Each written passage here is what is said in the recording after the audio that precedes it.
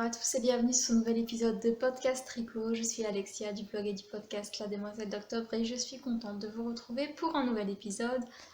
Merci tout d'abord pour tous vos gentils mots et vos encouragements sur l'épisode précédent. Vous m'avez dit que vous avez été plusieurs à me dire que ça vous plaisait cette espèce de format un peu hybride entre le vlog et le podcast.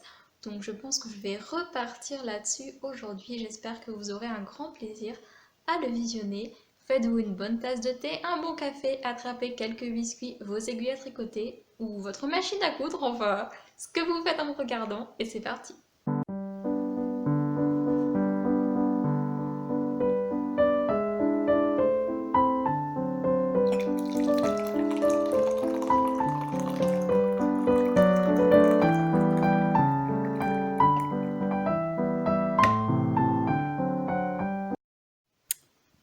Je suis en train de préparer toutes vos jolies commandes du magazine La Demoiselle d'Octobre. J'ai la confirmation qu'ils sont bien en route vers chez moi et j'aurai ensuite plus qu'à préparer tous vos jolis paquets une fois que je les aurai reçus. Donc là, je voulais juste vous montrer mon agenda que je vous avais pas encore montré, que j'aime beaucoup. Donc il y a écrit 2021 mais il commençait en 2020 donc j'ai déjà pu commencer à m'en servir.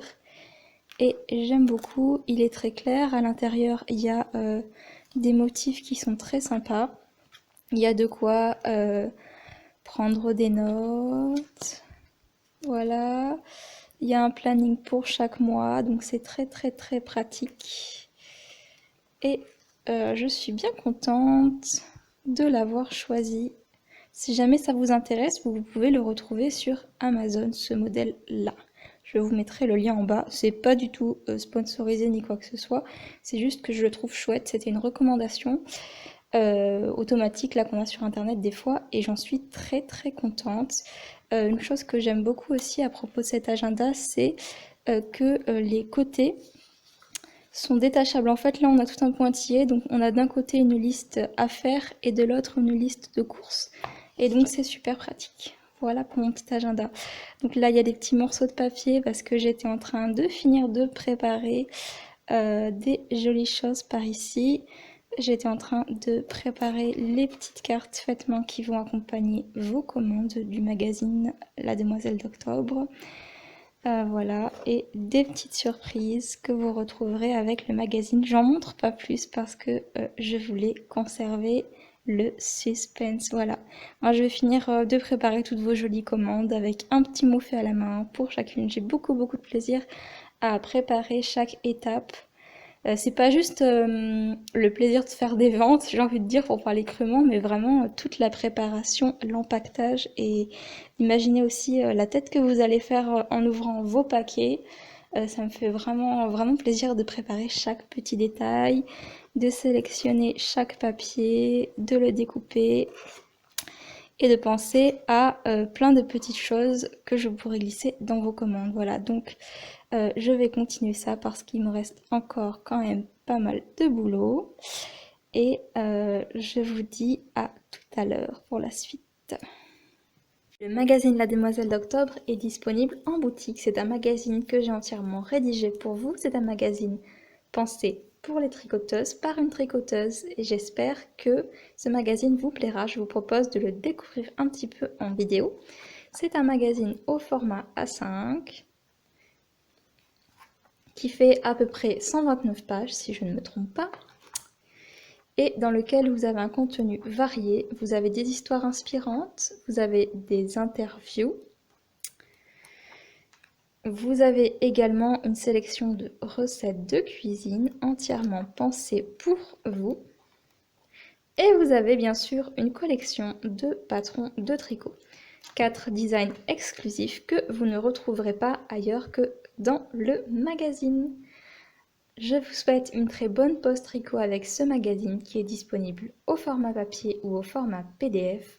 Si vous souhaitez vous faire plaisir, l'offrir ou en glisser un sous le sapin, n'attendez pas trop, le nombre d'exemplaires disponibles en boutique est limité.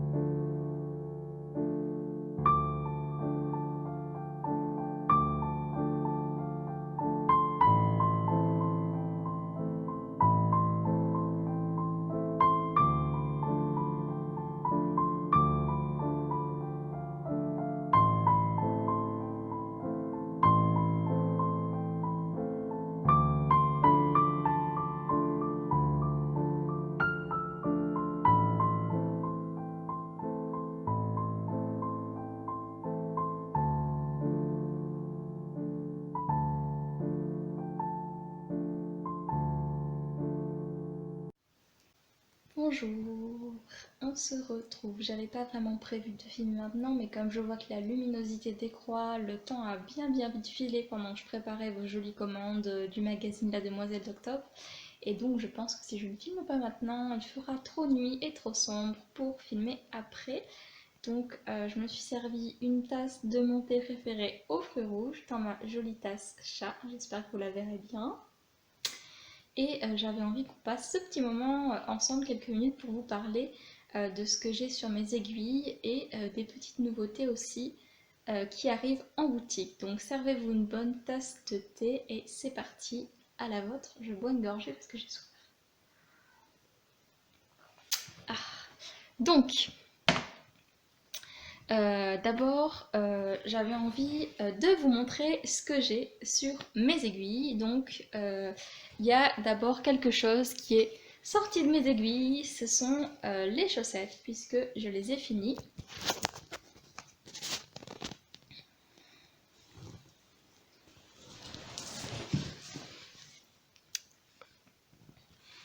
Alors, les voilà. Elles sont terminées. Elles sont sur les bloqueurs. Et j'ai plus qu'à vous les montrer. Je voulais vous les montrer avant de les empaqueter puisque c'est pour un cadeau, donc elles vont être offertes. Voilà.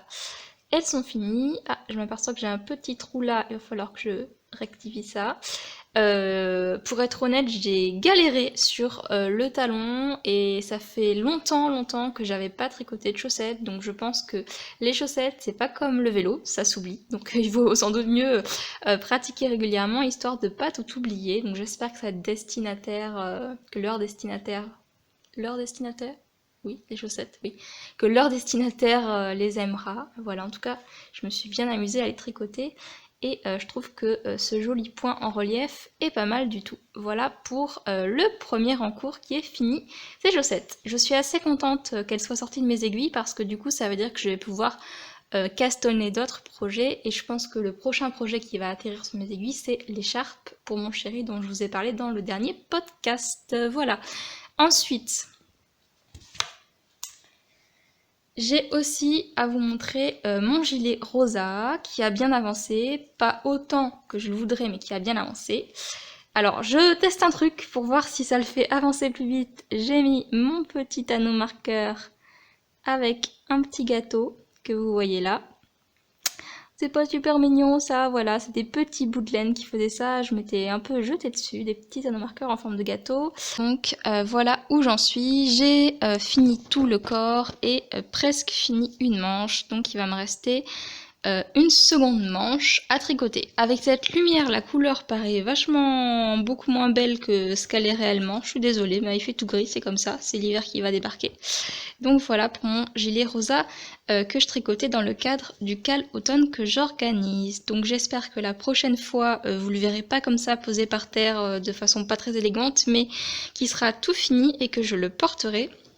En tout cas, c'est mon objectif. Voilà pour ce cardigan rosa qui est presque fini. Souhaitez-moi bon courage. Les manches, ça prend une éternité. J'ai du mal à y prendre autant de plaisir que je voudrais parce que je trouve ça très long, que j'ai hâte de passer à autre chose. Mais bon, c'est la vie. Il faut absolument tricoter les manches pour avoir un cardigan fini. Et ensuite, je vais passer à la partie qui me fait très peur, c'est-à-dire le relevage des manches tout le long de l'encolure et jusqu'en bas. J'avais pas prévu de faire ce gilet à cause de ça, justement, parce que c'est une technique, enfin c'est une des choses en tricot qui paraît bête, le relevage de mailles, mais qui moi me pose souci. J'ai toujours du mal, je trouve mon relevage pas régulier, et ça m'est arrivé plein de fois de ne pas tricoter un patron que je trouvais pourtant super joli à cause de ça.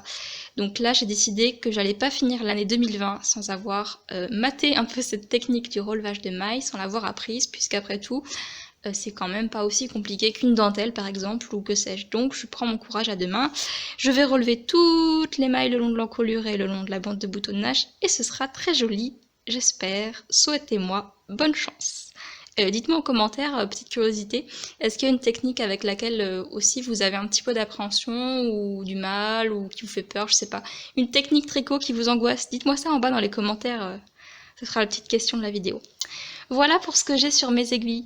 Ensuite, je voulais aussi vous parler un petit peu de la boutique. Donc comme je vous l'ai dit, le magazine La Demoiselle d'Octobre, maintenant que j'ai pu enfin préparer vos précommandes et que je vais les expédier tout bientôt, peut-être même que le temps que je monte la vidéo ce sera expédié, j'ai pu un petit peu penser à ce que je voulais faire pour Noël. Et pour Noël, il y a plein de nouveautés en boutique.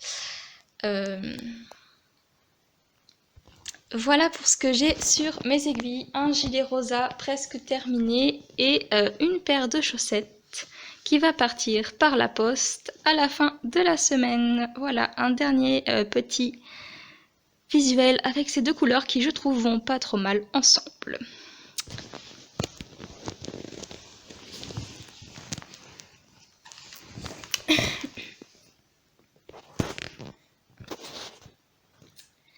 Ensuite, j'avais aussi envie de vous parler rapidement d'un film. Ça m'a pris comme ça, donc je me suis dit je vais l'inclure dans le podcast vlog, pourquoi pas.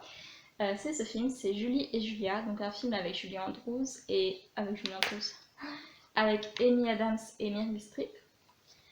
Ensuite, j'avais aussi envie de vous parler d'un film, ça m'a pris comme ça, c'était pas prévu, mais du coup, je me suis dit, je vais faire une petite section là-dessus rapidement. Je voulais vous parler de ce film, c'est Julie et Julia avec Meryl Streep et Amy Adams, que vous connaissez peut-être déjà.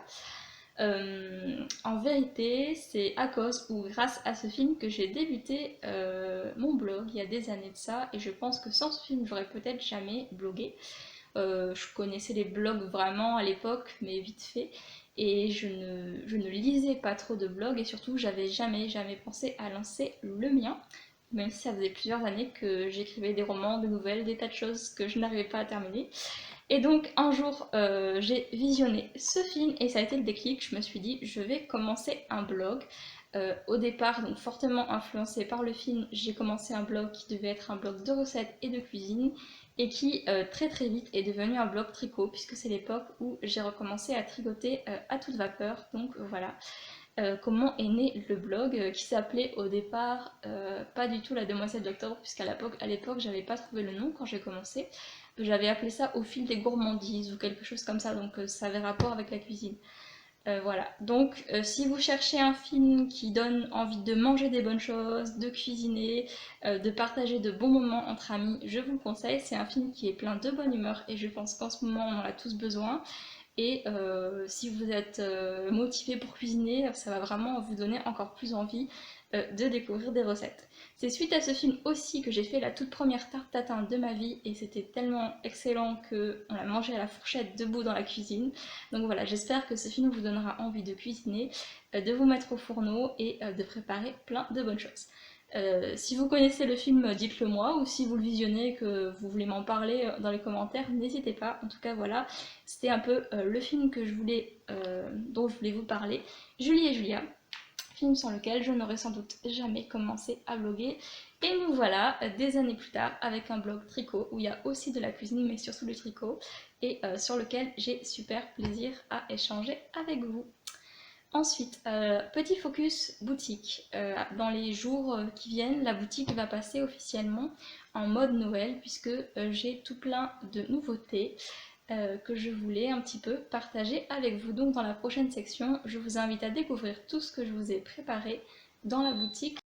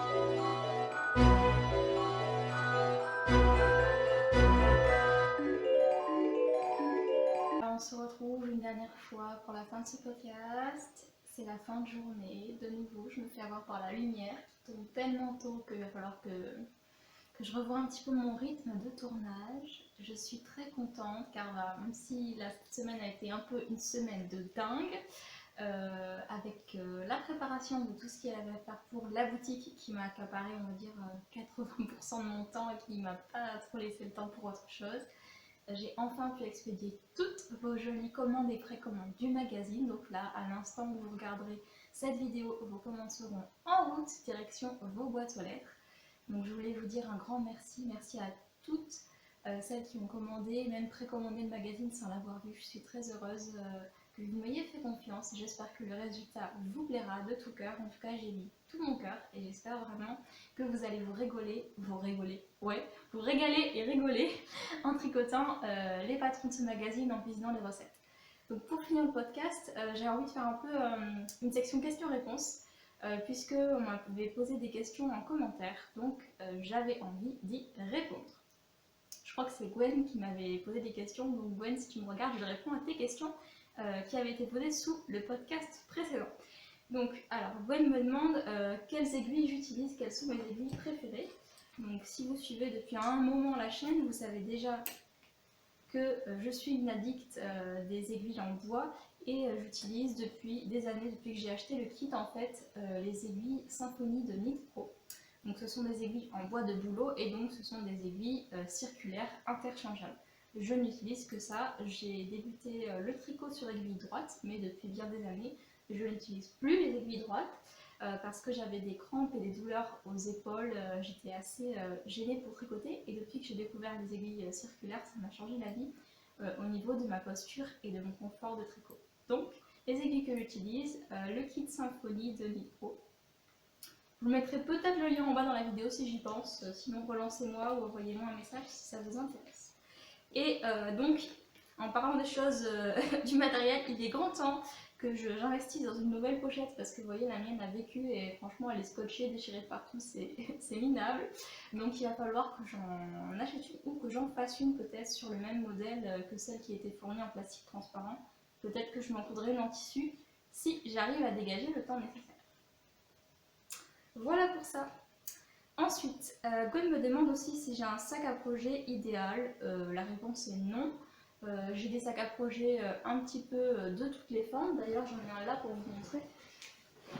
D'ailleurs, j'ai tendance à utiliser comme sac à projet des sacs qui ne sont pas des sacs à projet au départ. Comme là, c'était un petit sac que j'avais eu en cadeau, qui n'est pas du tout un sac à projet tricot, mais que j'utilise dans ce but. Après, j'utilise aussi beaucoup de paniers, tout ce qui peut servir à mettre un tricot. Mais pour le transport, j'ai 2 ou 3 sacs à projet que j'utilise en roulement. C'est jamais trop les mêmes, ça dépend le projet, l'envie du moment, etc. Concernant les laines, est-ce que j'ai des laines chouchoutes Vraiment chouchoute, je dirais non. J'ai des marques de laine que j'aime beaucoup et donc c'est pour ça que j'avais mis ce châle. Donc c'est le châle Colorama que vous connaissez peut-être qui est en boutique. Le patron est en boutique. Et sur ce châle, en fait, on retrouve toutes les laines que j'ai le plus aimé tricoter, dont j'avais des restes et que j'ai rassemblées. Donc on a des laines, c'est que des teinturières indépendantes. Donc on a une laine de Vilaine, on a une laine de Purple Laine. Ah pardon, non là c'était une laine de Fonty. Qu'est-ce qu'on a? Celle-là, je sais plus, je crois que c'était une Vilaine aussi. Après il y avait une laine de La Féfile. Il y avait une laine de Purple Laine encore, une laine de By Night, une laine de Célène, encore une laine de Célène, Célène encore, et encore de la laine de Vilaine. Donc pour répondre à votre question, j'aime surtout les laines des teinturières indépendantes par rapport aux effets que les laines permettent d'avoir, qui sont des effets nuancés qu'on ne retrouve pas dans une teinture industrielle. Et là, je vous montre un petit peu cette merveille. Celle-là, elle était belle. Ça, c'était la Féfil coloris, je sais plus quoi, c'était magnifique. Je sais pas si elle l'a fait encore. Voilà. Donc, essentiellement des laines de teinturière indépendantes. Mais après, j'ai pas vraiment de marque préférée. Quoique, j'ai quand même des petites... des mini coups de cœur, on va dire, mais j'aime bien aussi changer pour découvrir d'autres marques. D'ailleurs, si vous avez des marques à me conseiller, vous pouvez mettre ça sous la vidéo, pourquoi pas. Alors ensuite, elle me demande comment organises-tu ton temps de tricot, comment trouves-tu du temps pour tricoter? Alors, j'ai envie de dire, j'organise pas vraiment, je tricote quand ça vient. J'essaye de tricoter au moins une fois par jour si je peux. Là, cette semaine, avec la préparation de commandes, c'est la première fois depuis X temps que j'ai pas tricoté, quasiment pas de la semaine, ce qui arrive pas souvent, mais en principe, je tricote surtout le soir devant la télévision. En fait, je pars du principe que quand je suis devant la télévision, c'est un peu du temps perdu, même si je regarde un film intéressant, donc je m'occupe les mains. Comme ça, je reste quand même productive avec le tricot. Donc le voilà, c'est un carnet que j'avais aussi déjà montré précédemment, qui est un carnet très précieux à mes yeux, puisqu'il vient de Venise, une année où j'étais partie en vacances. Et c'est un carnet qui est fait, vous savez, avec la technique du marbling, donc c'est on met des pigments de peinture dans l'eau d'une certaine façon, et puis ça crée tous ces motifs. Donc je l'aime beaucoup, beaucoup. Et dedans, j'y note les projets quand je les ai finis. Après, je les planifie dans ma tête, mais c'est vrai que je ne les écris pas forcément à l'avance. Et j'ai par contre toutes mes laines qui sont là-dedans. Donc typiquement, pour vous montrer comment ça se passe, voilà à l'intérieur, je mets le nom du projet, la technique employée, je colle toujours les étiquettes des laines que j'ai utilisées. Et d'ailleurs, ça me fait penser que je ne suis pas à jour, puisque là, le dernier projet que j'avais noté, c'était un châle que j'avais fait il y a des mois. Donc, il va falloir que je m'y mette. Ce que j'aime bien, c'est récupérer tous les petits morceaux de laine à un même endroit parce que j'aime bien les conserver quelque part. Voilà, donc ça c'est mon carnet, on va dire, projet terminé. Après, j'ai un autre carnet que j'ai pas là, je vous montrerai pas, qui me sert, on va dire, à planifier tous mes projets créatifs, y compris les podcasts, les articles de blog, etc. Où là, je note un petit peu tout en vrac, où je note les cales, où je note tout ça. Mais vraiment, le carnet consacré au projet, c'est celui-là. Donc, un très joli carnet. Je vous remontre encore un petit peu de près. J'espère que vous le verrez bien malgré la lumière. Voilà pour ces petites réponses aux questions. Ah oui, je voulais vous montrer aussi dans la catégorie un peu matérielle le petit... Oh, il est un peu abîmé. Le petit mouton que j'utilise pour mesurer les aiguilles parce que c'est vrai que il n'y a pas la taille d'aiguille sur ces aiguilles-là, ou alors que c'est effacé. Du coup, je ne sais jamais si je suis en 3, en 4, en 3,5. Donc, je me sers de ce petit mouton pour savoir en quelle taille je tricote. Voilà. C'est tout. Donc, côté tricot, vous avez vu que j'ai très peu avancé. J'ai rien de nouveau à vous montrer pour cet épisode. J'en suis désolée, mais avec toute l'organisation boutique, ça m'a vraiment absorbée. Donc, j'espère que la prochaine fois, j'aurai eu du temps pour tricoter et des nouveaux projets à vous montrer. Un autre projet qui dort aussi, que j'aurais tellement voulu, je m'étais dit tu le feras pour Noël, tu l'auras pour Noël, ce sera merveilleux, mais là je vois qu'on arrive au début décembre et je pense que je vais devoir peut-être faire une croix dessus, bon on verra si je dégage du temps ou pas. C'est un patchwork puisque j'avais décidé de désencombrer mon stock de tissus et de faire un patchwork aux couleurs de Noël. Je trouvais que c'était une super idée, je m'étais dit tu vas le coudre en novembre, début décembre et puis comme ça pour Noël tu auras un super patchwork pour finir l'année. Donc j'avais sélectionné des petits tissus que j'avais donc avec des motifs chouettes. Là j'avais un super motif de Noël. J'avais un petit peu de beige aussi. Et puis j'avais récupéré un magnifique coton hop, à pois vert qui faisait vraiment très Noël. Et en plus il est des deux côtés donc on peut jouer avec l'un ou l'autre. Et je m'étais dit que ces 4 couleurs ensemble, enfin ces 4 motifs là, c'était pas mal et j'avais aussi ajouté du blanc. Du coup, ça faisait vraiment Noël, ça faisait vert, rouge et blanc. Comment je vais vous montrer ça?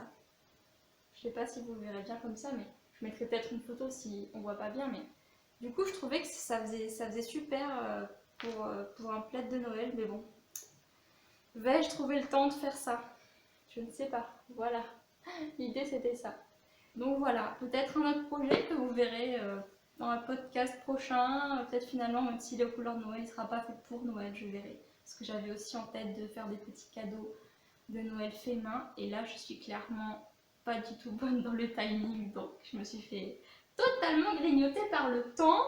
Et vous avez vu dans la section boutique, je lance le cal de l'hiver. Donc ça aussi, ça m'a pris beaucoup de temps. C'est un cal mystère, c'est-à-dire que vous ne savez pas à l'avance le rendu. C'est un cal durant lequel on va tricoter un châle étole. C'est la même forme que celui-là, c'est-à-dire un châle rectangulaire, pour lequel il faudra au moins 800 mètres de fil de votre choix et au moins 2 couleurs différentes, puisqu'il y a un super motif très original qui est magnifique au niveau du rendu, super facile à faire. Donc il faut 2 couleurs qui contrastent bien pour le mettre en valeur. Voilà. Si vous voulez nous rejoindre pour le cal hiver, c'est possible durant tout le mois de décembre et tous les mois de janvier. Le top départ du cal est le 1er décembre et le patron sera payant sur ma boutique à partir de début décembre. Et je fais un cal un peu particulier, c'est-à-dire que vous n'aurez pas juste les indices tricot. Vous aurez donc, il y a un envoi de fichier par semaine qui correspond à une partie du cal, et à la fin des 4 semaines, donc en tout vous comptez 4 semaines, vous avez tous les indices. Donc un indice par semaine sur 4 semaines, ça fait que ça vous est envoyé en 4 morceaux. Et j'ai inclus, donc pour chaque partie, il y a des do-it-yourself de l'hiver pour la maison, des petites choses à faire spéciales tricoteuses, et aussi des recettes de cuisine pour l'hiver, pour Noël, pour vous régaler. Donc c'est pas juste un cal tricot, il y a tout plein de choses dedans. J'avais déjà un petit peu fait un genre de formule comme ça avec Bernadette, mais là je l'ai étoffé encore plus puisque c'est vraiment long au final, je sais plus combien il y a de pages, mais voilà, ça m'a pris vraiment la ressource et j'ai eu un grand plaisir à sélectionner pour vous les recettes, les do-it-yourself et tous les petits bonus. Donc si vous voulez vous faire plaisir, tricoter un nouveau châle bien douillet pour les fêtes de fin d'année, vous pouvez vous inscrire en m'envoyant un petit mail à lademoiselle-d'octobre@gmail.com et le patron sera dans ma boutique à partir du 1er décembre. Et cette fois-ci, je crois que je vous ai tout dit. Donc je vous remercie d'avoir passé ces quelques moments avec moi. Un grand merci à vous pour vos commentaires, vos encouragements, vos commandes. J'espère que cet épisode vous aura plu. Je vous souhaite un bon début d'hiver. Je vous souhaite un hiver créatif, un hiver douillet, un hiver plein de jolis tricots et de plein de tasses de thé d'ailleurs. Aujourd'hui, je bois un de mes thés préférés qui est un thé à la vanille avec un nuage de lait et je vais aller finir cette tasse et peut-être tricoter quelques rangs avant de continuer ma journée. Je vous embrasse, je vous souhaite d'être inspiré, de rester créatif quoi qu'il arrive et je vous dis à tout bientôt pour de nouveaux tricots et pour se lancer ensemble dans le cal hiver. J'ai super hâte de vous dévoiler un petit peu ce modèle exclusif créé pour vous et de voir vos jolies versions. À bientôt!